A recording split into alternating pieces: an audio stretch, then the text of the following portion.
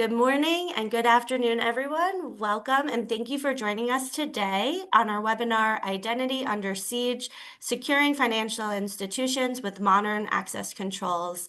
I'm Stacy Lillian, Global Alliance Manager for Cyber Insurance here at Silverfort.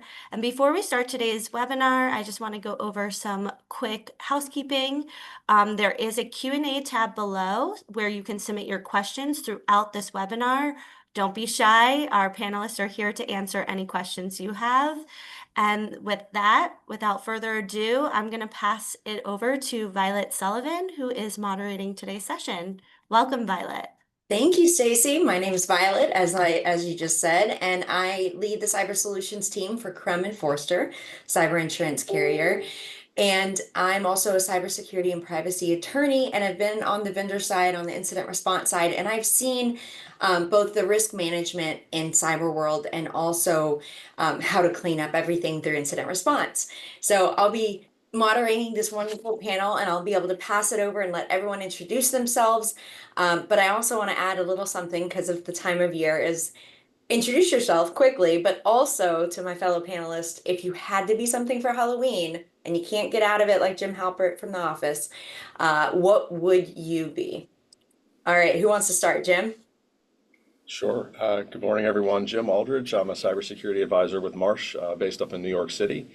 We provide a range of advisory and brokerage services to help clients manage risk, and a key part of that is cyber risk, where I support the practice with Frontline's perspective on cybersecurity strategy. Prior to Marsh, I've had a range of roles across security, consulting and operations, from offensive security and penetration testing through many years of incident response, risk assessment, and program development leadership. If I had to pick a character, I would say Gru from Despicable Me. All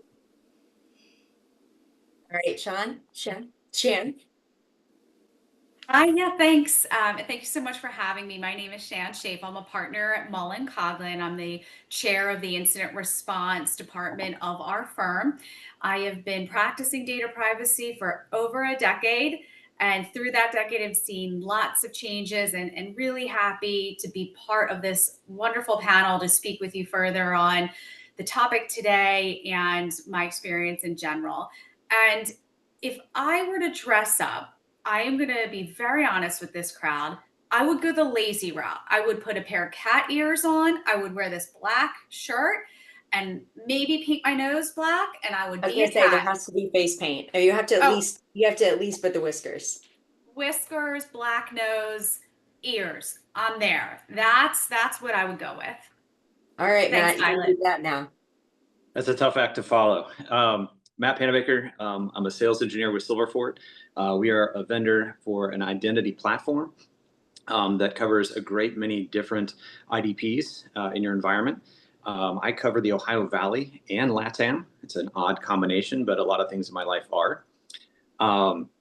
And I think one of the reasons I'm here over and above my other peers is that I spent 8 years working at one of the largest banks in the nation doing identity and access management. So I have like a lot of frontline experience from the legacy to the cutting edge, very interesting elements, especially as banks acquire items and things like that. If I were to pick a costume, I'd probably reboot one of my favorites. So to set the context, I have a dachshund. And he is literally my best friend, at least I think he is. And so last year, my costume was a hot dog vendor.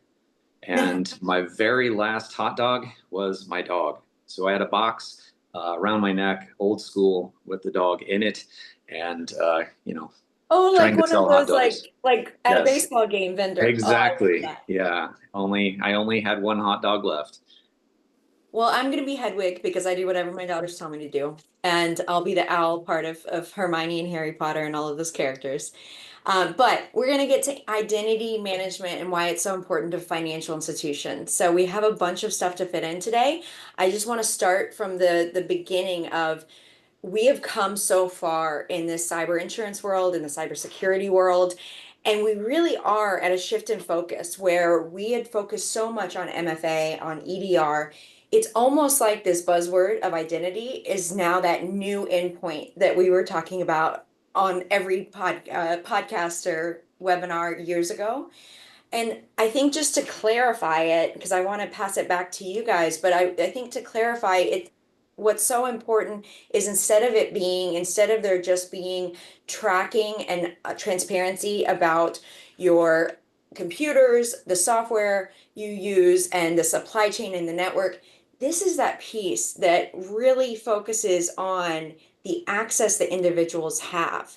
Identity is something that's so important in how we do our day-to-day job, and we've come so far when it comes to digital transformation, but every single access and every single time we hire someone, we create a new issue that we have to address. So I'm excited to talk with you guys about this today, but let's first start off with the basic. What is identity access management? How would you guys define it? I would start off with breaking into two main components, the identity and the access. So the identity management, at its basis, are you who you say you are? And there's a lot there that goes into topics around identity proofing, which sometimes may get left out of the conversation, but are very important nonetheless to establish that when you're bound to that identifier, what's the credibility associated with that. And then the access management piece, of course, how are you provided access to resources? How do you access resources as appropriate? And under that you have a myriad of topics from authentication, checking authorizations, the identity lifecycle. And from my perspective, been in the industry, is that both of these pieces have exploded in complexity in recent years. And so you have not only the human piece, of which you have, your employees, contractors, et cetera, but also third-party vendors, potentially customers, depending on your business. And then the non-human piece, which in addition to the application accounts, the service accounts that we've always had, now you have a myriad of different devices. You have now AI agents, we'll talk about that later, keys, tokens, secrets, cloud, just an explosion of challenges there within this area. So Matt, you mentioned the reason you're brought in, right, is because of your experience on the financial institutions, not just your good costume, but your experience on the financial institution side. Why is this thing that Jim is describing so important in that financial institution space? I think one of the things that I saw while I was there largely was this enormous gap between legacy technologies. While I was there, our most legacy technology was 9 months younger than me, which was saying something. And then we're also implementing cloud access technologies. And at the extremes there, we have a knowledge gap, we have an insight gap. And being able to delve into each of those platforms at each extreme is incredibly important. And Jim laid out excellently, especially some of those new access methods, those non-human identities, are not familiar to those of us who have been in the industry for a while. They're new access methods still, even though we can understand them quite clearly. Kind of, if I could just build on that from the legacy systems perspective, I would echo that. And thinking back to an incident where I helped a financial services client it was prior to my current role. One of the systems that was a key kind of pivotal factor in that incident was indeed a legacy environment that dated back probably about 15 years in terms of the system. It was very critical, but not supported, and it was a factor in that incident. And from a identity perspective, in terms of where identity relates to incidents, I was thinking about this topic and going back across both my penetration testing and incident response experience. I can't really think of an incident that I've been involved in where identity and access as a domain wasn't a key factor in that becoming a significant event. So I kind of picture this graph going from the lower left. There's a security event we're dealing with. Don't know exactly what it is. There's adversary in the environment or something that's occurred, and then the inflection point where the pain and loss and complexity associated with that event. Usually, in my experience, that pivot point, that inflection point, is related to a concern within identity and access management. Well, I think that's part of reconnaissance too. When you think about how long we hear about these threat actors, bad actors being inside environments, they're in there for a long time, but one of the things they're trying to do is escape undetected. So if they can get access in like a normal human would show, or a normal employee would show, right? That's the ultimate goal because it lets them to do more harm, and it allows it to be obfuscated for longer periods of time. So besides that example, does anyone else have a good example of poor management of service accounts or third-party access that led to a security incident? Like what are we afraid of? I would give another example from, so more specific to that stage. And so talking about service accounts, I think of thinking about the MITRE attack lifecycle. You already have that initial access and you have some execution of tools, and you have escalation of privileges and lateral movement. So one concrete example that I'll pull from my incident response experience, this was a Fortune 50 organization that I was working with, and they had an espionage motivated attacker in their environment, kind of Violet, where you described that, the low and slow, trying to stay under the radar over the long term.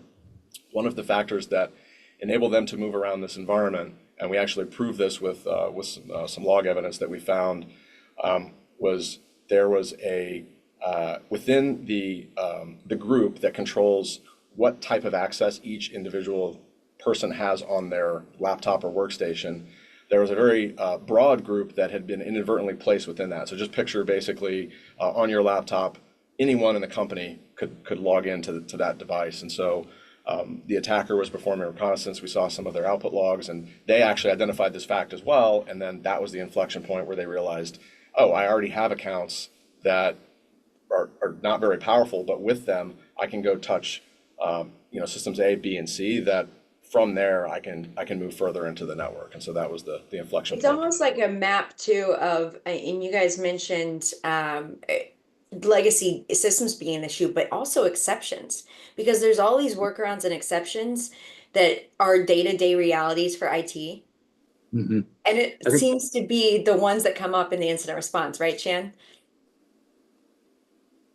Absolutely. And as Jim was speaking, like everything he was saying was what I had thought about saying, because it truly is what we see day in and day out with threat actor gets in environment, enumerates through running tools and gathering things through things like Active Directory, and then weaponizing it from there. But one of the other events that we see is in the context of an MSP, right? So if the MSP is our client and they're utilizing poor management of passwords and assets, et cetera, and then that MSP has an issue, the downward effect of that is massive, right? So when you see those big breaches, right, where thousands of other entities are affected, you sometimes see a link to an MSP or a similar entity wherein they're utilizing what they got from the MSP to then get into the networks of these other companies, which creates massive risk and exposure to really everyone involved. So I think what you're seeing on the regulatory side is sort of a heightened awareness of that issue. And when you're audited, and I'll speak more on the DFS side later, they are keenly interested in how you're vetting your vendors, that you're taking the steps necessary to make sure that they are doing the things that Jim would recommend doing on his end and Matt would recommend, so that you kind of mitigate that risk that would tie to the poor asset management or password control issues, et cetera. Yeah, and if I may, I have a fairly good example as well, taking a little bit different tact. Oftentimes we think of the attack coming from the outside, and quite frankly, I've seen frequent occasions in which there's not even an attack going on, but there's a misuse of an account, a non-agreed upon use of an account. Recently, we saw a privileged identity being utilized to build a large amount of dashboardings in an organization. With that privileged identity, it's tied to the user, their standard user account. And of course, there was a change of administration. And then what we saw was those accounts being disabled, that dashboarding ceased functioning. And being able to ascertain where an account is being used as a service account, unintended, some kind of that cross-linking of behavior, where it wouldn't be how we would normally intend it.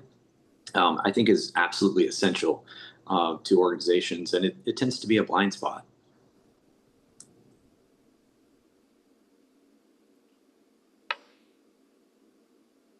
So what about the third parties? How specifically, if you think about all of the different vendors that we interact with and our clients interact with, and maybe even Matt, from your perspective, the ones that you see on the financial institution side, what is the best way to ensure visibility and control over those third parties?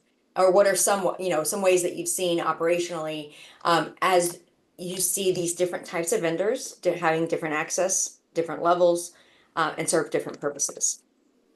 Absolutely. I think seeing things in a uniform place, being able to analyze like with like. So if we're, like Jim mentioned earlier, being able to see certificates or secrets and things like that across platforms, to understand that platform access, correlate that between owners who's Because otherwise, accessing that. legacy systems, you would have to log into each system if you don't have something Yes, that brings it together, which that's a exactly. big headache. Yes, absolutely. And that's where a lot of those efforts fail, because maybe we don't have all the data out of a particular system to understand that cross-linking fully. Being able to make that correlation lets us also see that attack chain. If things cross those, if you will, barriers between different vendors or different platforms. If I could add on to that a little bit earlier in the cycle, definitely echo, Matt, everything that you said. One of the things that I learned, I'm thinking back on my experience coming from the penetration testing world and the incident response world, and kind of my professional journey, and why do we keep facing these challenges? One of the things I would mention here is it starts with governance. I think it's very important to have an organization to have of course the policies that outline who has responsibility within the organization to focus on this, and then having standards for how we manage the identity lifecycle and all the technical standards below that. But kind of that gives the authority and kind of the mandate to some ones within the organization to focus on that, spend time on it. And I think from there, that's where you can really then, that helps set the stage to put traction behind the programs that then dive into the more technical level in terms of assembling that information, tying into the contracting process. So I think about back to that identity proofing piece. What are key third-party vendors? How are they in turn validating to make sure that they don't have a fraudulent remote worker that maybe they're under false pretenses that could present a security risk as well? How are they presenting that as somebody that you're working with as a vendor? Well, and you want to make sure, when everything hits the fan, God forbid, these are wonderful vendors, but you want to make sure that contract has teeth, right, Shan? You want to make sure that you can actually go back to the language in the contract, and it's not 10 years old and doesn't have this thought of how we view the importance of identity management. And I'm wondering, operationally, Shan, how many times have you had an issue where they're like, oh, the vendor in a tabletop world, in practice, that vendor is responsive and quick. And then when something happens, you lose communication. So it's all the more important, right, to make sure that you have a legal plan for the vendors, but you also have that operational plan of dependency. Absolutely. And pre-incident work, you're seeing a lot more of that, wherein companies are being counseled through pulling all relevant contracts, reviewing them to make sure they're up to date and they make sense based on where you are as a business and the compliance components to it. On top of that, you're seeing a movement towards having the vendor complete a questionnaire, and they're like forensic questionnaires. So it's like one step above and in addition to the contract. So the contract gives you that teeth to lean on and press if you need to, if you have an incident. The questionnaire shows the due diligence that Jim was talking about, wherein you're asking pointed questions on what they're doing and how they're compliant with certain rules and regulations. And then you see that questionnaire, if any is to have a breach, you're seeing them flip it and to say, this is what you gave us, this is what we relied upon, etc., which gives you more leverage to really obtain cooperation if you really need it in the instance that you discussed. I would add on to that in terms of the questionnaire process, and this ties a little bit outside of identity specifically, but in terms of third-party vendor management, third-party vendor risk management. making sure that you tier out your various third parties so that the ones that really present those highest risks to your environment, so to the point on the MSPs, definitely they would be in that category, that you're able to spend a bit more attention in terms of the depth of the questions, kind of moving beyond maybe yes, no type questions or kind of leading questions, but actually more into like how, explain how you do this and having appropriate vetting by, the folks that have the right background in that subject matter domain to help evaluate that, I think can also be really important to evaluate how the third party's handling it. I think that if I could build on that, what Jim was just saying, one of the things I see within organizations is that they don't always have an identity team. Identity might be owned by security, it might be owned by infrastructure, or you may have an identity team, but to really encourage the bolstering of the relationships with those other teams and the vendors that they're working with, because the identity space is going to go into each of those.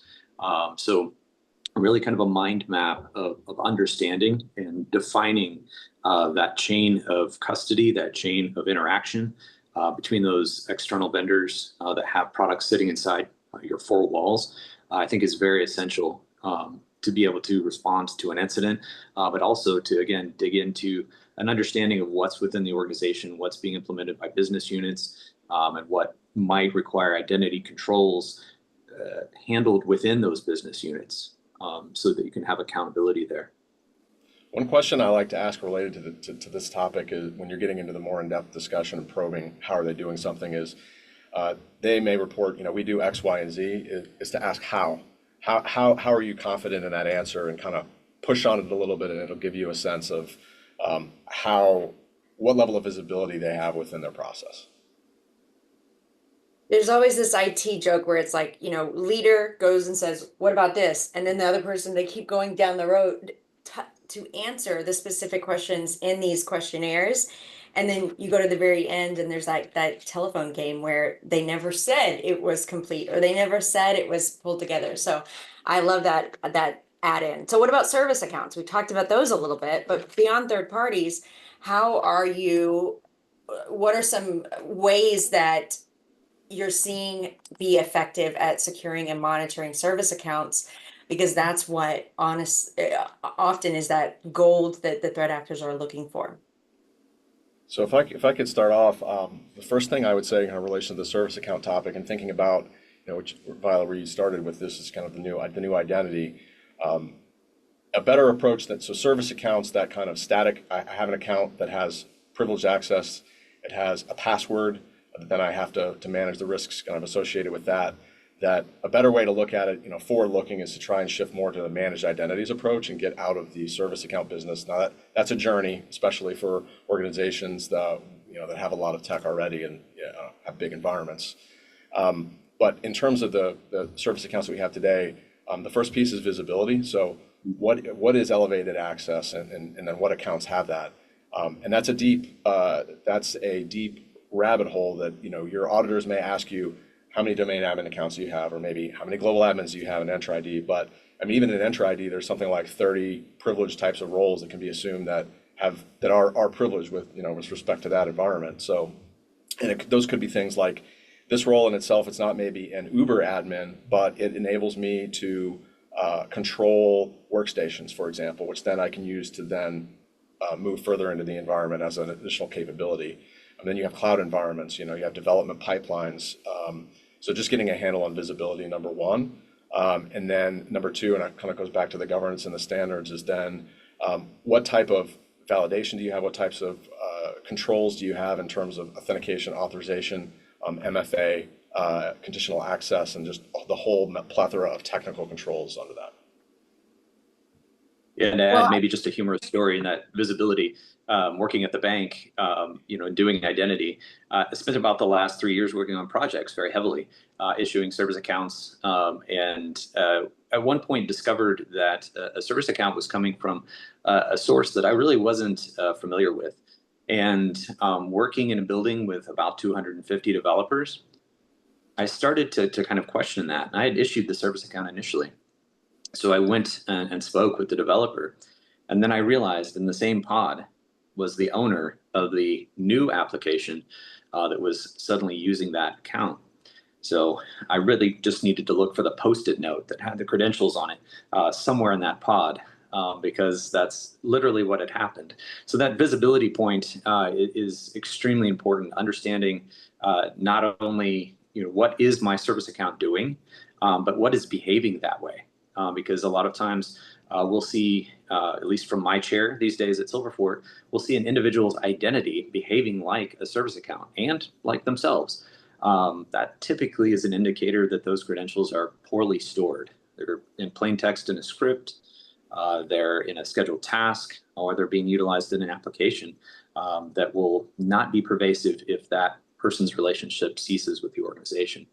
So it's important to discover that early on, maybe slap their hand or issue them a service account if they need to continue that behavior, but a very important element of discovery. That leads perfectly into, we were going to get into how do you enforce these rules and this guidance across environments that are diverse, and you have legacy core banking systems, you have all of this stuff. How do you enforce that? But also, how do you enforce MFA across all of these diverse setups and infrastructure? So I would start off with that. Goes back to having the standard. Goes back to visibility across the IT environment, so that you know what systems are with respect to the third parties, who's accessing, who needs to access those systems, and having the technical implementations. On this topic of MFA and kind of enforcing these controls, I wanted to share a couple of statistics from Marsh's data sets on security controls. And as part of the insurance placement process, working with our clients to help them get cyber insurance, they fill out questionnaires. We collect a number of different data points to help with the underwriting process. And I took a look at that data from a perspective of financial institutions and kind of MFA adoption, and a couple of other points that are related to this. One of the trends that I can share from there is that MFA adoption, it's something, it's very high in terms of where those are adopted. So percentages, looking between the $1 and $10 billion revenue in financial services, and in the 80s in terms of that where MFA is required for access to our most sensitive systems. So even beyond that remote access piece, looking at where that's required for administration, you see the numbers a little bit lower, kind of in the 70s percentages, and so that's an area that organizations can still struggle on implementing in some cases. So it's numbers are increasing, but there's still some that don't have it. And then finally, I wanted to share one of the trends that we've observed related to multi-factor authentication.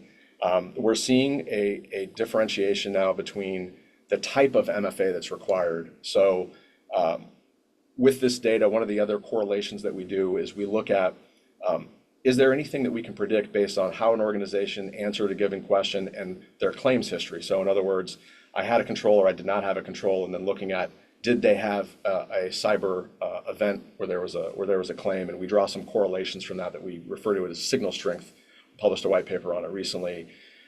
What this showed in the most recent data set is that having phishing resistant MFA, so the authenticator applications kind of on your phone, or having a security key that are much harder to subvert via phishing, that increased the value of those controls basically by about 10%, versus where they had multi-factor required, but it was something that would maybe be easier to bypass or easier to get around, like an SMS message or an email message as that secondary factor. Well, and also helps, that distinction is so important when we have seen cyber incidents come from bypassing MFA, or however you want to call it, whether it's, trying to grab the authentication tokens, trying to get in. We're seeing that more and more, and we can almost point back to weak MFA methods or misconfiguration. It's, not in place. Part of the life cycle of the MFA has been disrupted. And that phishing resistant MFA level, I love seeing people, moving to that. Matt, on the financial institution side, it feels like you guys are already ahead when it comes to governance because of all of the strict Mhm. rules you have around the industry. So what do you see as far as how to keep track of these across the environments? Yeah, I think one of the things I see regularly is a desire to leap to that phishing resistant MFA immediately. And it tends to be a little more complicated, both from a user experience. So we have to do some user training. They have to understand that process. It's not as simple as a yes or a no, approve or deny. And what I encourage organizations is to put in the infrastructure to get initially to that approve and deny state. Then you're training your users. So they become accustomed to doing MFA for access to certain systems. And then you escalate that depth. Studies have shown, like Jim mentioned, just adding that second factor initially is very powerful to be able to reduce risk around access to those systems. And the correlation that I make that usually hits home, imagine initially all of your user IDs are made without passwords. You guys don't require any password. Type in your user ID and just hit enter. And just adding that password suddenly really locks down your environment. And that seems rudimentary. Moving into standard MFA will be the same kind of leap as adding those passwords. And then moving into the phishing resistant realm is going to be just like adding MFA to your regular login. So do it in stages, take advantage of kind of the ease of implementation, and then go forth from there. Choose your use YubiKeys or number matching, some other technologies that are phishing resistant. It looks like we got our first question specifically on that MFA bypass thing that I brought up. And the question is how frequent is MFA bypass occurring and what are some of the best protections against it? So I can start off. I don't have any hard data in terms of the frequency, how often it's actually occurring. I would say that's definitely being attempted much more frequently. I think the toolkits that we've seen attackers using, thinking about the ecosystem associated with extortion, with ransomware attacks, that the part of that ecosystem that specializes in the initial entry, the phishing, those are parts of toolkits now that will help facilitate that bypass. So in terms of mitigating that, we're talking about the phishing resistant and less phishing resistant. Definitely continue getting on that journey if you're not already on it, and continuing to push toward the phishing resistant ones to the point where you can disable, the SMS, the email as a secondary factor, and then increase within tools that you may already have implemented, requiring their own methods that settings that within them can make it a little bit more difficult. So like one of the techniques that attackers will use is overloading you with just so many prompts to get you to, if your phone's buzzing, finally you just hit it, press yes. MFA fatigue, isn't that what we're calling it? Yes, MFA fatigue. Yes, exactly. Bombing, yeah. I always think about the example used early on, and it always sticks with me, is like someone in a busy job, like a surgeon, right? And they're in the middle of surgery and they get it, and they're like, just be done with it, right? And it does it's happening. It's not just a myth. For sure. I Sorry. would say Going. in my cases, the vast majority of clients have MFA now, right? Like they've caught on. And MFA is bypassed in the business email compromise context. And there are reasons for that many of which you've just stated. I want to just share with the group what I see in terms of the regulator's response on that.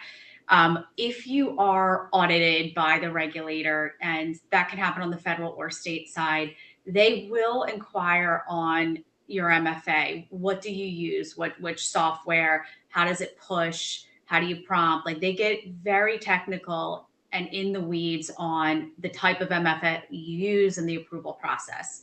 They then typically pivot to ask questions on what else do you have that would alert you to a change in MFA. So that's what Jim was getting at. And that's why I wanted to jump in, because that second follow-up is really important in terms of demonstrating compliance and due diligence. So frequent questions would be, and whether they actually make sense is a different story, but the regulator might say, well, don't you have any alerting that would tell you that there's been a change in MFA?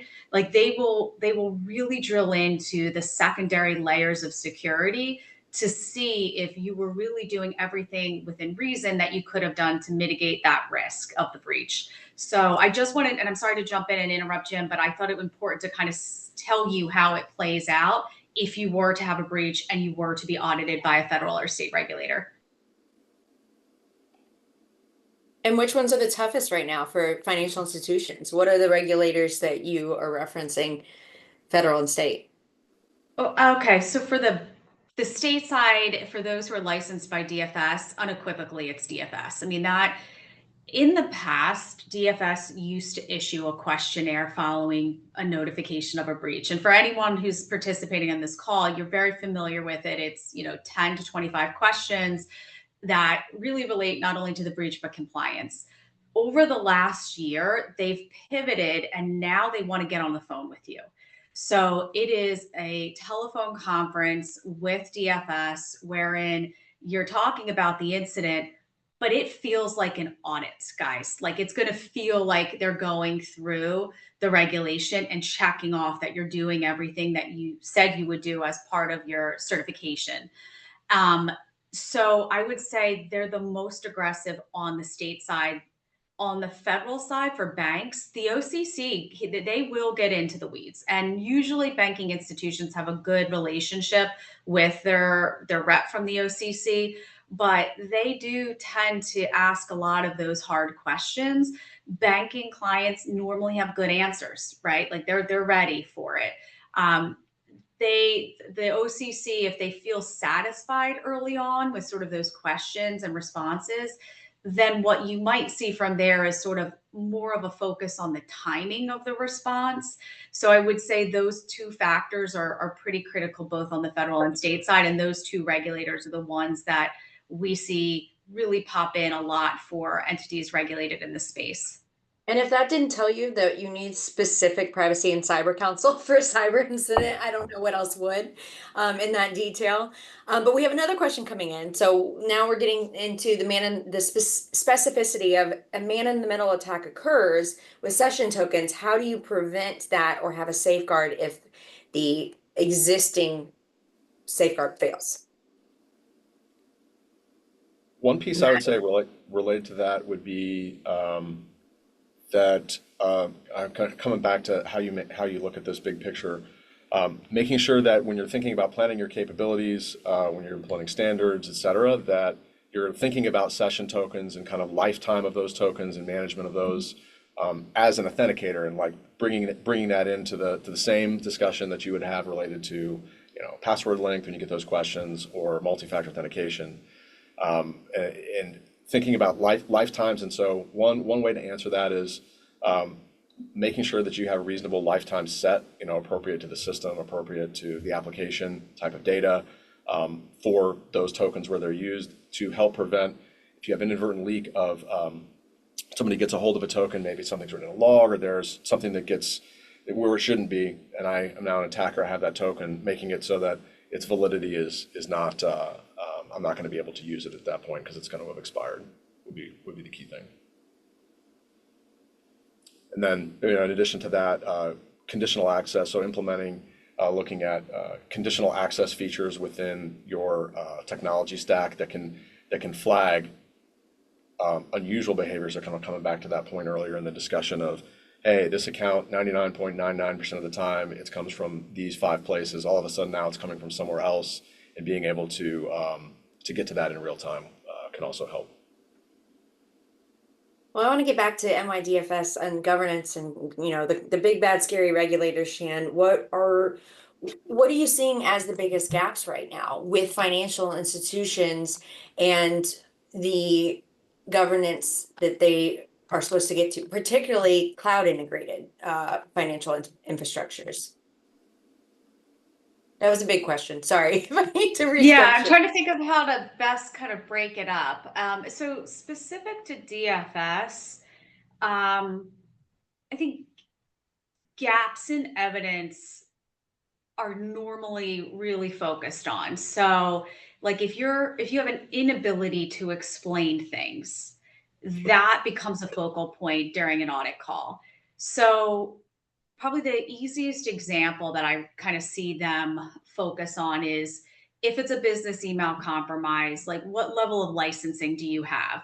If you have something like E5 or mail item access logs, you know exactly what the threat actor touched. You can see what they did. Those calls go well with DFS, right? Um, if you don't, then you're up against proving a negative, right? And trying to establish if you don't look at everything, then everything was potentially at risk and you didn't comply with the notification provisions. So they do kind of focus on absence of evidence in the form of logging. And if you were looking at that from the perspective of network intrusion, they are very keen to understand the overall security framework, and you can really tell that they are looking at Rule 500. Like, what do you have on your endpoints? Are you monitoring the assets? Do you have good asset inventory? Can you track and map data? Do you have plans for risk assessments and risk analyses that are grounded in policy? Like they're kind of looking at how the administrative safeguards are furthered by the technical safeguards, and whether you're continually looking at these things to make sure that they're sufficient to identify abnormalities, vulnerabilities, et cetera, within your relevant network. So that's kind of like the big things that we see. And it really depends on what type of event you have and how much they are going to be worried about certain things. They're going to be much more concerned about a ransomware event than they are in a BEC. But if you kind of look at historical fines and assessments, you're seeing them cite lack of MFA. So if we're going to kind of tie it to what's going to happen November 1st, when they updated the Rule 500, that happened in 2020. They updated again in 2023. And then over the course of the last few years, different dates mark different points when certain things go into effect. The final round of sort of implementation is going to happen November 1st. And that's exclusively focusing on MFA, right? It's really looking at MFA and asset management. So I think that you're going to continue to see a trend from them to see, the use of MFA, the methods based on your risk assessments, which build on the other provisions of the rule.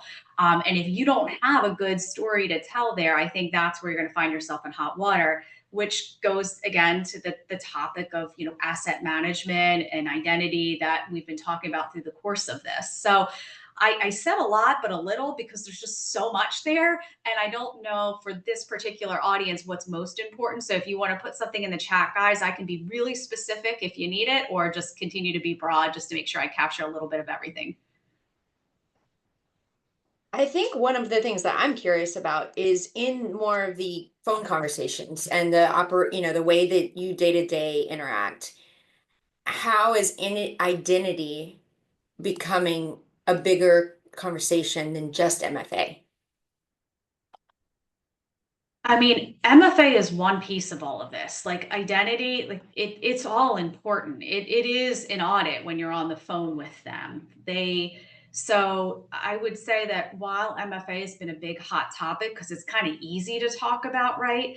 The other stuff is not as easy, right? It's more in the weeds depending on the environment that you have and your controls. So I can't point to something specific. I think the last few calls that I've had with them, we've talked about in the ransomware context, really everything.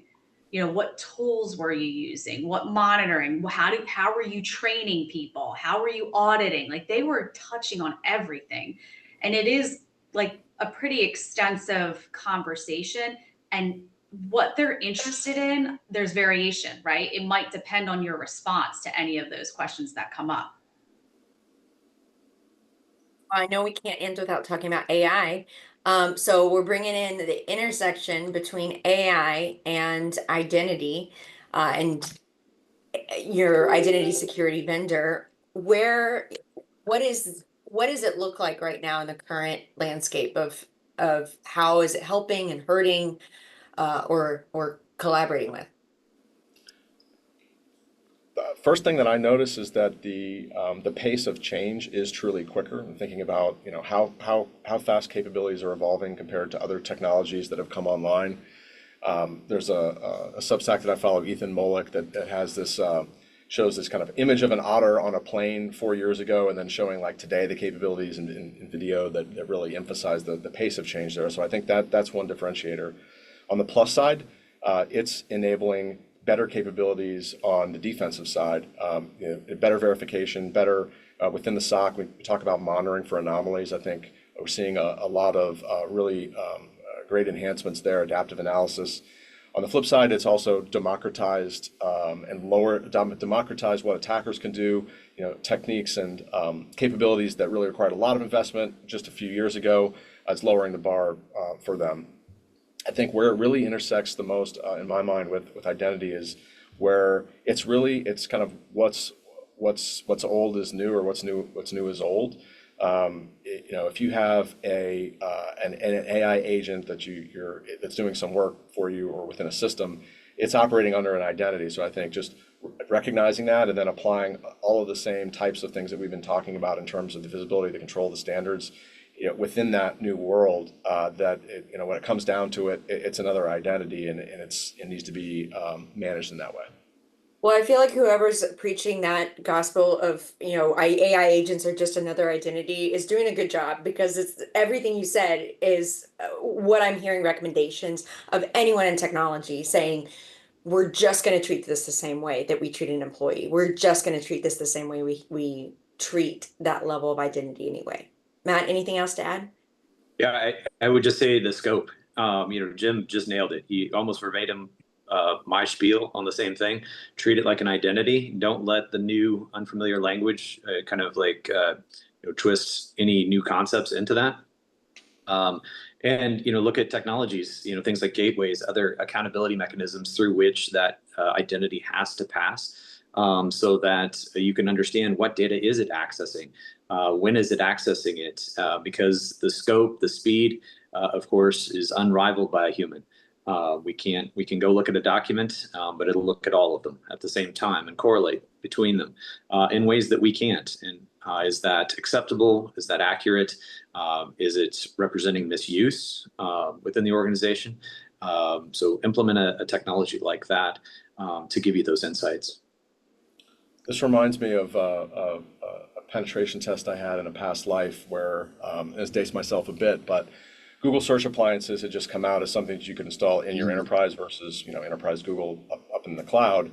And I was in an internal environment, and my objective was to get to a particular set of databases. And I had a lot of access in the environment, but I couldn't bridge the gap to these databases. And then I found the Google search appliance, and the Google search appliance's crawler was running with a high level of privilege. So the thinking about identity, just like an agent, it would be an agent today, it was running with admin essentially, and it was caching everything that it touched. So I was able to query the search appliance for the databases I was looking for, show me the cache document, and then I was able to get exactly what I needed. And I can relate that to today, that a lot of what I see on the AI side where you know, somebody may express surprise, wow, an agent such and such was subverted, you know, fill in the blank with how that was actually accomplished at a technical level. And then the action that it took, I wouldn't be surprised. You know, the agent, sure, it was acting under this identity. Of course, it would have access to the documents that identity has access to. I think we're going to see no shortage of data exposures in the future. With that comment, what about? I'm thinking of advice that we can leave everyone with. I'm not closing it out soon, but I know that we want to have, you know, a outro when Stacy comes back in. But how are you, like, what is that one piece of advice? If you have a financial institution that goes, this is all over my head, I'm just doing the check the box compliance. What is the one piece of advice that you'd leave with these financial institutions? And maybe we should take it as small to medium, and then we go advice for bigger companies, because I feel like there's kind of two different ways that you need to approach this. You want to start small? Sure. Do you agree with small and big, or do you, okay? I can start off with want to give advice overall. I would say I'll start small. and that would be getting a handle on the basics. So making sure, and this is not, it goes beyond identity, but looking at, again, the processes and governance, even just very basic. And I think for smaller organizations that might not have a big robust program, just having some definition of to try and wrap your arms around the identity and access lifecycle. Starting and not just starting with the user account, actually thinking back to the proofing, thinking about how do we detect the worker onboarding who's not who they say they are, and then proceed from there. I would second the stepwise. I mentioned this with MFA, but I think it goes across the board. And I find organizations oftentimes implement with the kind of the moon as the goal, and that's noble. But there's extreme value into starting with those basics, accomplishing those across the board, and then enhancing them because you've already set the infrastructure, you've already done the work, and that secondary effort is much smaller than that initial effort. So kind of in layers, kind of set your base framework and then build out from there. Matt, you were mentioning an efficiency earlier that was focused on, okay, instead of having to go and grab and change, for change management purposes, for visibility, it's easier to have identity in one place. What are some Yes. other efficiencies and benefits you see to help arm, when we have IT people going to leadership and saying, we need this resource, this tool, what are you arming them with to say, this is the efficient way that I'm rambling, but how do you arm the IT person to say it's much easier with the solution? Yeah, I think hours saved. I mean, we're looking at human hours, right? It's one of the most valuable concepts that we have, right? All this technology that we have, we talk about it as though it's an abstract concept, but it all exists to serve us, to humans. And so when we can put multiple systems in a singular place, analyze the same concept in each one of them, and do so continuously, we're looking at dozens of hours saved per human who are interfacing with those systems. And additionally, then we just have the insight level. So who owns Salesforce in your organization? Probably a business unit. Is there tie-ins to infrastructure? Is there tie-ins to identity and others? Where can we bring that into a singular place and have that third-party accountability is very powerful. And then I think the other side is really just side benefits is what I call them. When we implement systems like this, we discover a lot of waste. We see in terms of service accounts and legacy systems like Active Directory, we see an enormous amount of waste authentications going to domain controllers, overtaxing them that can just be easily reduced. Interface with your infrastructure team and make some modifications there. Likewise in the cloud. Where we see certificate secrets, so on and so forth, created, in some cases, depending on what element, long extended expiration dates that would probably outlive the person's tenure who owns that in the organization. So understanding those access points can also lower risk within the organization over time. Jim, what about you are facing the insurance buyer, the risk manager, sometimes whoever's in charge of pulling together that cyber insurance policy. What are some of the toughest questions that they're asking you on this identity issue? What are they coming to you with? What is on the risk buyer's mind when it comes to I would call the order of operations for security roadmap? So related to identity specifically, I would say the most challenging is related to, and it's related to this upcoming NYDFS changes that it's the extension of MFA beyond. Okay, so most everybody has MFA for remote access. That's great, but MFA for access to next level, all critical and sensitive applications, databases, systems. That's a challenge. I think that's probably the one that's the toughest. And it's important, I would say, in that if where you are on the journey, you might not have it 100% implemented, but being able to evidence kind of due diligence and sound processes and logic, as you explain, maybe we're at 50% with these systems, we have a plan, we're working against it, it's funded, here's the timeline, that if you're being asked those questions, that can really help instill confidence in your overall posture. And Matt, with the Silverfort product, I know one of the things that I was educated on by your team and kind of talked through is some of these gaps that are filled, like command lines. Like, I don't know of another solution that helps put that layer of security on command lines. Are there other gaps that you're seeing that this comes in and helps fill that other people are leaving out?